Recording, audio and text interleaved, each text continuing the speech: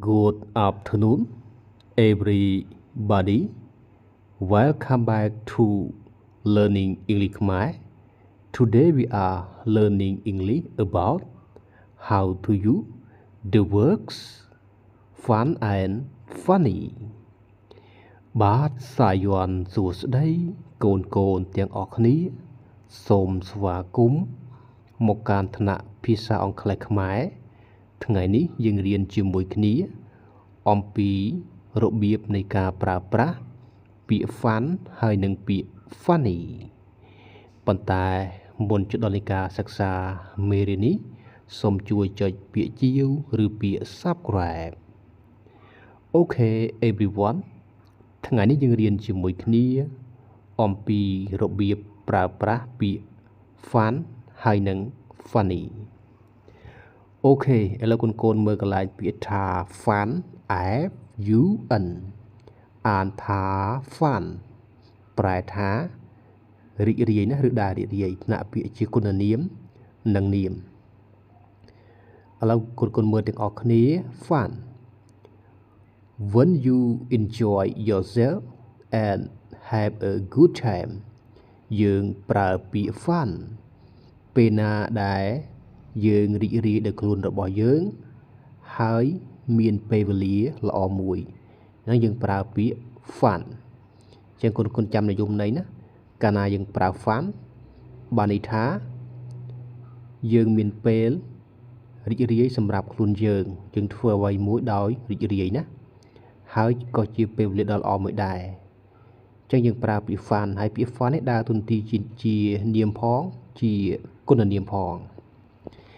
ឧទាហរណ៍ example The children are always full of fun ចឹងប្រែថាក្មេងៗជាច្រើនតែងតែពោរពេញទៅដោយភាពរីករាយឬក៏ការរីករាយចឹងក្មេងៗហ្នឹងបង្កើតភាពរីករាយដោយខ្លួនរបស់វាផ្ទាល់ណាដោយខ្លួនរបស់ក្មេងៗទាំងអស់ហ្នឹងផ្ទាល់អូខេឥឡូវកូនមើលកន្លែងពាក្យថា funny ក៏ដើរតួនាទីជាគុណនាមឬក៏នាមដែរឥឡូវយើងប្រើពាក្យ funny យ៉ាងម៉េច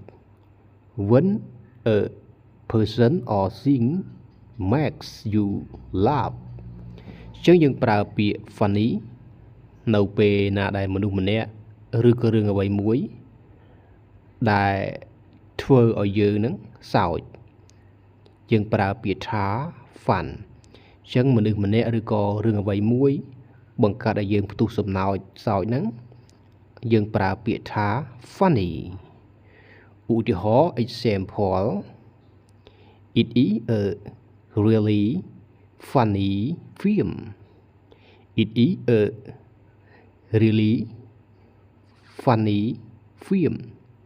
វាពិតជាភាពយន្តមួយដែលសប្បាយរីករាយដូចជារឿង Tom and Jerry គេយើងមើលទៅរឿងឆ្មានិងកណ្ដុរជារឿងមួយដែលយើងសប្បាយមើលទៅសប្បាយរីករាយណាអញ្ចឹងបញ្ជាក់នេះឡើងវិញពាក្យ funny គឺពេលដែលនរណាម្នាក់ឬក៏វត្ថុអ្វីមួយរឿងអ្វីមួយដែលបង្កើតឲ្យយើងសើចអានេះយើងប្រើពាក្យថា funny ហើយ funny នេះ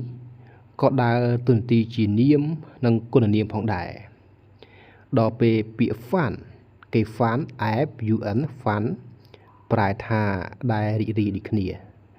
ចឹង fun យើងប្រើពេលណាពេលដែលយើង enjoy yourself and have a good time ពេលដែលយើងបង្កើតភាពរីករាយសម្រាប់ខ្លួនឯងឬក៏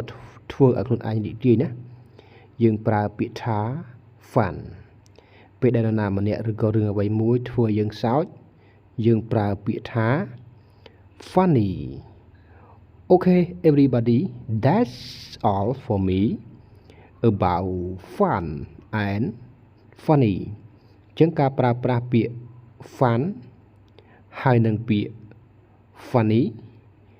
លោកគ្រូសូមបញ្ចប់ត្រឹមតែប៉ុណ្ណេះលោកគ្រូសង្ឃឹមថាកូនទាំងអស់គ្នាយល់អំពីរបៀបនៃការប្រើប្រាស់ពាក្យទាំងពីរនេះណាគឺ fun ហើយនិង funny Okay thank you goodbye see you next video.